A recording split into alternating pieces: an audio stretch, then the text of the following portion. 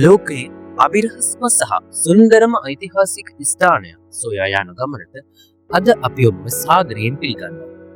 දකුණු ඇමරිකාවේ පේරූ රාජ්‍ය ඇන්ඩීස් කඳුපන්තියේ මැද්දේ බලාකුළු අතරින් හැංගුණු එක අපූර්ව නගරයක් තියෙනවා. ඒ තමයි මාචු පිච්චු. අඩි 7000කට වඩා උසකින් පිහිටලා තියෙන මේ නගරය වසර 100 ගණනක් තිස්සේ මුළු ලෝකෙම වැහිලා තිබ්බා. ස්පාඤ්ඤ ආක්‍රමණිකයන්ට වුණත් හොයාගන්න බැරි වූ මේ ඉන්කා රාජධානිය අද ලෝක පුදුම හතෙන් එකක් විදියටයි සැලකෙන්නේ. අපි අද බලමු කවුද මේ නගරය හැදුවේ, ඇයි මේක අතහැරලා දාලා ගියේ කියලා. මේක තියෙන අදහා ගන්න බැරි විස්මිත ජල තාක්ෂණය හා අනෙකුත් තාක්ෂණයන් මොනවාද කියලා. වීඩියෝ එකට යන්න කලින් අපි ඔබ සම සාදරයෙන් පිළිගන්නවා Explorer LK YouTube channel එක. මාචු පිච්චු නගරය ඉදි කරන්නේ ක්‍රිස්තු වර්ෂ 1450 විතර. ඒ කාලේ හිටපු ප්‍රබලම ඉන්කා රජුරුවෝ කෙනෙක් වෙන පචකුටිගේ පාලන සමය. මේ නගරයේ තියෙන විශේෂම දේ තමයි මේකේ ගොඩනැගිලි තාක්ෂණය. ඔයාලා මේ දකින විශාල ගල් එකිනෙක සම්බන්ධ කරලා තියෙන්නේ සිමෙන්ති හරි වෙන කිසිම බන්ධන ද්‍රව්‍යයක් පාවිච්චි කරන්නේ නැතුව. අශ්ලා කියන මේ ක්‍රමයේදී ගල් කුටි කොච්චර සියුම් ලෙස කපලා උපදාලා තියෙනවද කියනවා නම් ඒ ගල් දෙකක් අතර පිහියක තලයක්වත් ඇතිව කරන්නට බෑ.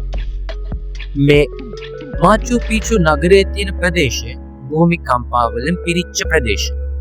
ඒ ඉන්කා ඉංජිනේරුවන් කොච්චර දක්ෂද කියනවා නම් භූමි කම්පාවක් වෙලාවට මේ ගල් එකිනෙක ගැටිලා ආයි තිබුණු විතරටම එන විදියට තමයි මේවා නිර්මාණය කරලා තියෙන්නේ. ඒ නිසායි අවුරුදු 500කට පස්සේ මේ නගරය තාමත් සුරක්ෂිත වෙලා තියෙන්නේ. මාචු පිච්චු වල බාහිර පෙනුමට වඩා විශ්මය ජනක දේවල් තියෙන පොළව යට. මේ නගරේ නටබුන් වල 60%ක්ම පොළව යට සැඟිලායි තියෙන්නේ. ඉන්කා ඉංජිනේරුවරු වර්ෂා ජලය බැහැලා යන්න තාම දියුණු ජල ප්‍රවාහන පද්ධතියක් සකස් කරලා තියෙනවා. ඔයාලා විශ්වාස කරනවා මේ නගරය තුල තාමත් ක්‍රියාත්මක තත්ත්වයේ තියෙන දිය කුල්පත් 16ක් තියෙනවා කියලා. කිසිම නවීන ආකාරයේ පයිප පද්ධතියක් නැතුව ගුරුත්වාකර්ෂණ බලය විතරක් පාවිච්චියට අරගෙන සැතපුම් ගානක දුරක ඉඳලා කන්දේ උඩටම වතුර අරගෙන එන්න ඒගොල්ලොන්ගේ මේ තාක්ෂණය සමත් වෙලා තියෙනවා. මේක ලෝකයේ පැරණි ඉංජිනේරු විද්‍යාවේ විශිෂ්ටම ජයග්‍රහණයක් විදිහට තමයි පේරු වැසියන් සලකන්නේ. ඉන්කාවරු කියලා කියන්නේ සූර්යයාට වන්දනා කළ ජාතිය. මාචු පිච්චු නගරයේ පිහිටීම ඒගොල්ලෝ තීරණය කරලා තියෙන්නේ මේ තාරකා විද්‍යාත්මක ලක්ෂණ පදනම් කරගෙන. විශේෂයෙන්ම කියනවා නම් සූර්ය දේවාලය. එහෙමත් නැත්නම් Temple of the Sun. කවල තියෙන ජනේල නිර්මාණය කරලා තියෙන්නේ වසරේ දිගම දින. ඒ කියන්නේ summer solstice සහ කෙටිම දිනය වෙන winter solstice කියන සූර්ය solstice දවස්වල ඉර එළිය කෙලින්ම දේවාලයේ මැදට පතිත වෙන විදිය. ඒගොල්ලෝ මේ හරහා කාලගුණික වෙනස්කම් වගේම වගා කටයුතු සඳහා හරියටම ඕන කරන සුදුසු කාලය තීරණය කරලා තියෙනවා. ඔවුන්ට මේ අහස කියවන්න තිබ්බ හැකියාව අදටත් විද්‍යාඥයන්ව පුදුමයට පත් කරනවා. මාචු පිච්චු නගරේ කඳු මුදුනක ස්ථාවර පවතින්නේ කොහොමද කියන එක ගැන විද්‍යාඥයන්ට ලොකු ප්‍රශ්නයක් තිබ්බා. ඒත් භූගර්භ විද්‍යාඥයන්ගේ පර්යේෂණ වලින් හෙළියුනේ ඉන්කාවරුන් මේ සඳහා ස්තර පද්ධතියකින් ලේයර් පද්ධතියක් පාවිච්චි කළා කියන එක. මුලින්ම ඒගොල්ලෝ විශාල ගල් කුට්ටි වලින් පොළව පුරවනවා. ඊට පස්සේ ඒක උඩින් වැලි තට්ටුවක් අතුරලා ඊටත් උඩින් සාරවත් පස් තට්ටුවක් යොදනවා. මේක නිසා අධික වර්ෂාවකදී වුණත් වතුර ඉතා ඉක්මනින් පොළවට උරාගෙන නගරය නායෑම් වලින් ආරක්ෂා වෙනවා. මේක අමතරව මේ කඳු මුද්දේ තියෙන ඔවුන්ගේ මාචු පිච්චු නගරය නායෑම් වලින් ආරක්ෂා වෙන ටෙරස් තාක්ෂණ. එහෙමත් නැත්නම් හෙල්මලු වගා ක්‍රමයක් පාවිච්චි කරලා තියෙනවා. ඒකෙදි ඒගොල්ලෝ කඳ බෑවමක අක්කර ගණනාවක වගා බිම් නිර්මාණය කරලා තියෙනවා. ඒත් ඇත්තටම කියන්නේ මාචු පිච්චු කියන්නේ ස්වභාව ධර්මයේ පරාජය කරන්නේ නැතුව ස්වභාව ධර්මයේ සමග සහයෝගයෙන් ජීවත් වෙන ජාතියක විශිෂ්ටතම සාක්ෂියක් කියලා. මේ මාචු පිච්චු නගරය ඇතුලේ අපිට කොටස් කීපයක් දකින්න පුළුවන්. ඒවා තමයි දුෂ්කර්මික කලාපය, නේවාසික කලාපය ආගමික කලාපය කියන මේක පියගැට පෙළ වගාව අප පාවිච්චි කරලා තියෙන්න උදකින්න පුළුවන් නායයම්වලින් ආරක්ෂා කරගන්න සහ නගරයට අවශ්‍ය කෑම බීම හදාගන්න. ඊට පස්සේ මෙම නගරයේ තියෙනවා ඉංචි වටානවා කියලා එක් සුවිශේෂී කලා. ඒක ඉන්කා භාෂාවෙන් තේරුම වෙන්නේ හිරු බැඳ තබන ස්ථානය කියන එක. මේක ඒගොල්ලෝ පාවිච්චි කරලා තියෙන ඒගොල්ලෝගේ තාරකා විද්‍යාත්මක දින දර්ශන. එහෙමත් නැත්නම් කැලෙන්ඩර් එකක් විදියට.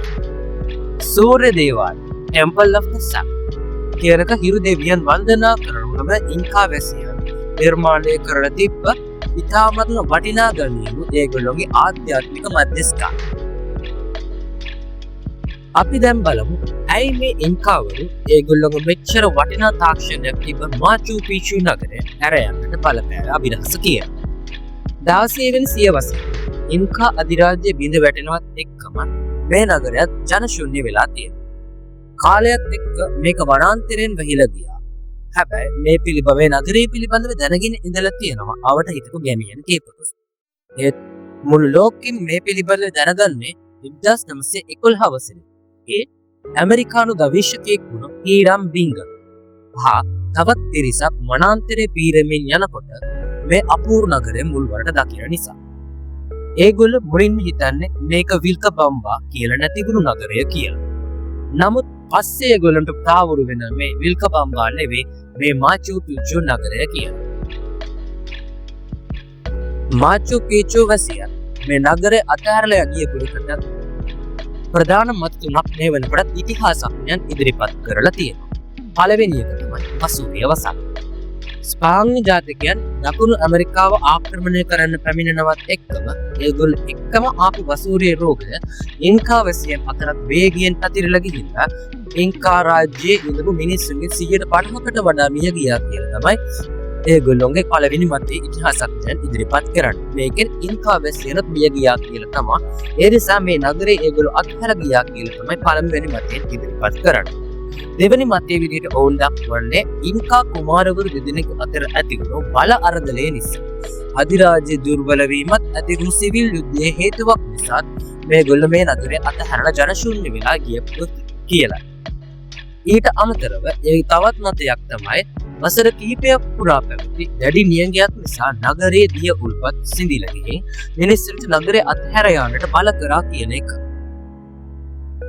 1983 වසරේදී යුනෙස්කෝ සංවිධානය මාචු පිච්චු ලෝක උරුමයක් ලෙස ප්‍රකාශයට පත් කරනවා. මේ එක්කම මේ ප්‍රදේශය අධික සංචාරක ආකර්ෂණය සහිත ප්‍රදේශයක් බවට පත් වෙනවා. අදටත් පේරු වැසියන් කියන්නේ මේ මාචු පිච්චු නගරය නිකම්ම ගොඩනැගිලි ටිකක් විතරක් නෙවෙයි. ඉන්කා සංස්කෘතියේ ඔවුන්ගේ ආධ්‍යාත්මික ජීවිතයක් හැඩපත් වගේම ඒගොල්ලෝගේ මුතුන් මිත්තන්ගේ පූජනීය භූමියක් විදියට. ඒගොල්ලෝගේ තාමත් තියෙන ජනවහරේ තියෙන දෙයක් තමයි ඒගොල්ලෝගේ භාෂාවෙන් කියනවා නම් ඔබ කවදා හෝ සංචාරය කළේ ඒ නිහඬ බව තුලින් ඔබට තවම ඉන්කා ශිෂ්ටාචාරය හඬ ඇසිලු ඇති කියලා.